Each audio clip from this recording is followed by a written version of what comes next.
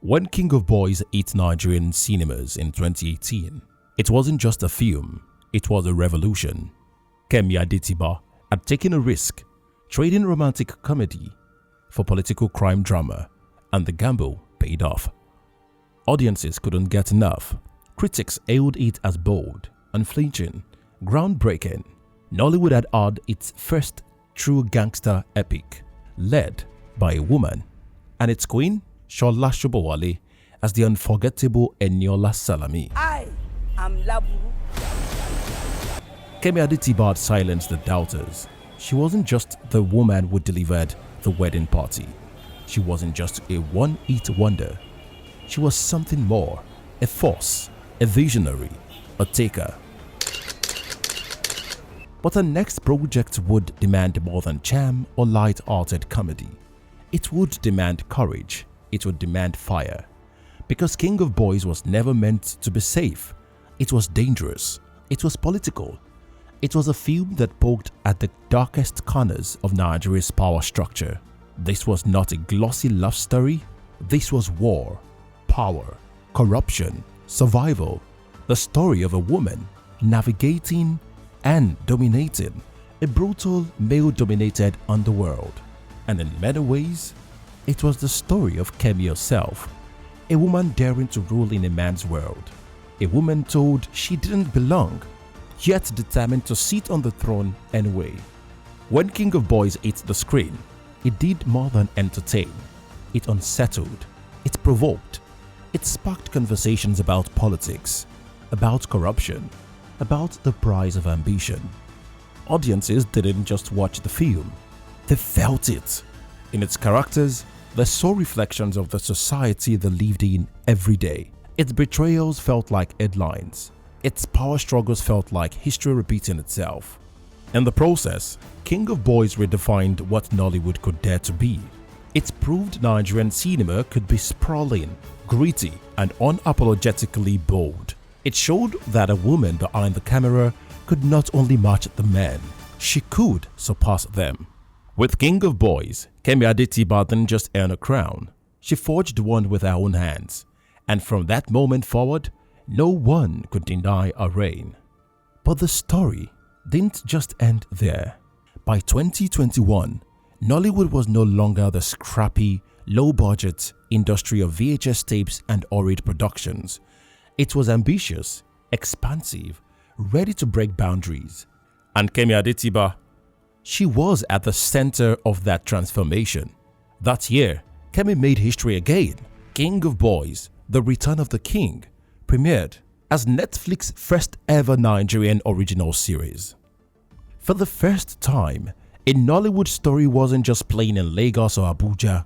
It was streaming in London, in New York, in Johannesburg, in Dubai. Across living rooms, laptops, and mobile phones worldwide, audiences discovered Eniola Salami, and with awe, the world discovered Kemi Adetiba. But this was more than distribution, it was validation. For decades, Nollywood films had been underestimated, dismissed as too local, too raw, too unpolished for global stages. And now, a Nigerian woman directing a Nigerian story had placed the nation's cinema at the global table. This wasn't charity, this wasn't novelty, this was excellence, recognized.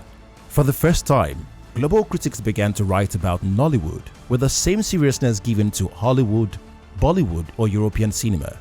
For the first time, streaming numbers proved that Nigeria's stories weren't just Nigerian, they were universal.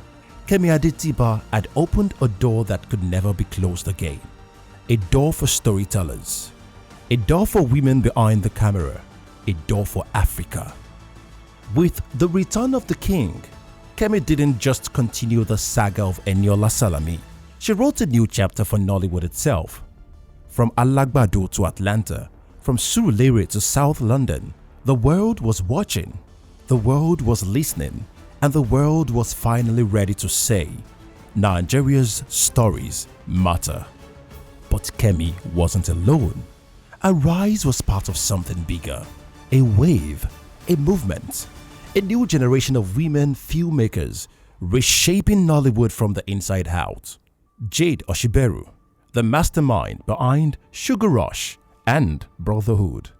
A storyteller fearless in blending high-octane spectacle with heart. Funke Akindele, the actress turned producer, turned box office juggernaut. Omogeto, the saga, Battle of Booker Street. Our films didn't just succeed, they shattered every record in sight.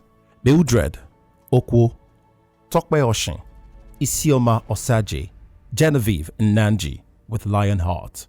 Each one carving space where before there was none.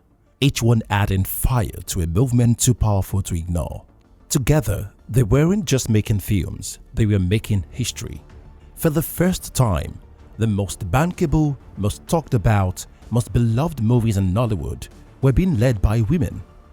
And these weren't small, independent experiments. These were blockbusters, crowd pullers, record breakers. In a society where women were once told to stay in the front of the camera, not behind it, they had flipped the script, redefined the frame.